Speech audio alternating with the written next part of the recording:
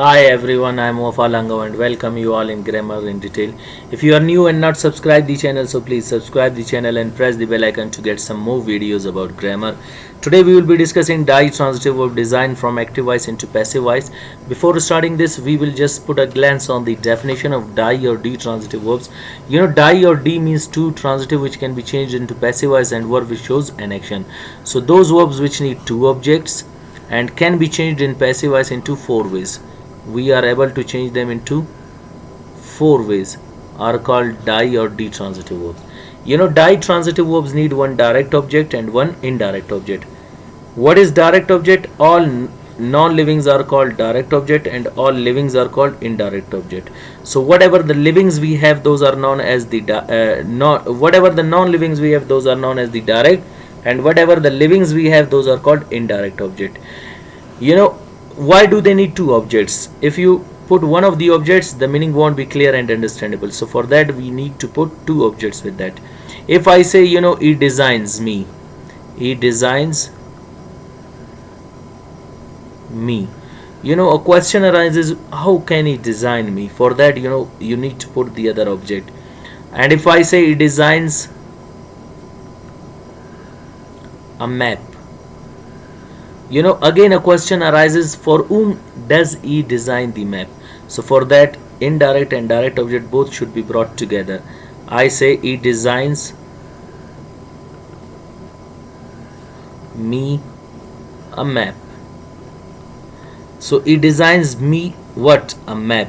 He designs a map for whom? For me. So over here the meaning is now clear. He designs me a map. And mostly we bring the indirect object at the beginning, direct at the end.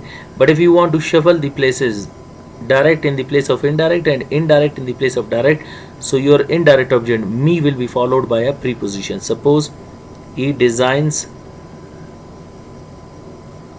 a map for me. So these are the two ways to change them into active voice.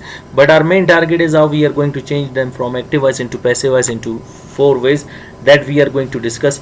We have got the ditransitive verb design from active voice into passive voice with modal auxiliary verb can.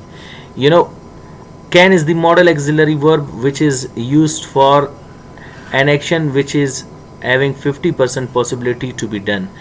And we have already discussed some of the previous modal auxiliary verb must, which was used for 100%, and then after that ought to, which was used for 85%, and then after that we discussed should, which was used for 75%, and today we have got the modal auxiliary verb which is used for 50% as secondary level. Primary level we will be learning the usages, that is another topic, but our main target how we are going to change them into passive voice. When we change it into passive voice, active voice, so there are two ways, like she can design him a map and she can design a map for him. And main target when we change it into passive voice, when you bring the subject in place of the object, like you change it into by her. So here by her will not be called object, here it will be called agent. And agent definition is it tells us who does an action. So over there, by whom an action is being done, by her an action is being done. So here it will not be called object but it will be called agent. And when you bring the direct object, indirect object or direct object, him or map, him you bring in the place of subject, you make it e, and a map at the beginning. So here it will be called subject but it will not be called the title, the doer of an action subject, but it will be called the title and topic subject. What is title and topic subject? A person, place or a thing in a sentence which we are talking about is called title and topic subject. So here in first and second sentence we are talking about e, and in third and fourth sentence we are talking about a map. When you bring object, indirect object at the beginning place of subject, so by her comes at the beginning, a map at the end, a map at the beginning, by her at the end. And when you bring the direct object in the place of subject, so by her at the beginning, to him at the end, for him at the beginning, by her at the end. So what there one thing is to be written, to him is coming here mistakenly, you have to change it into for. So here it will be followed by preposition for, like in fourth sentence it is correct, but here a print mistake you need to correct, that is for will come. See, she can design him a map. She can design a map for him. He can be designed by her a map. He can be designed a map by her. A map can be designed by her for him, and a map can be designed for him by her.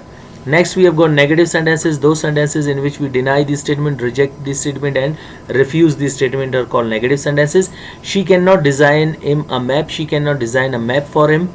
And for him, you know what, over here one thing is again missing, for, and over here again one thing is missing, that is for.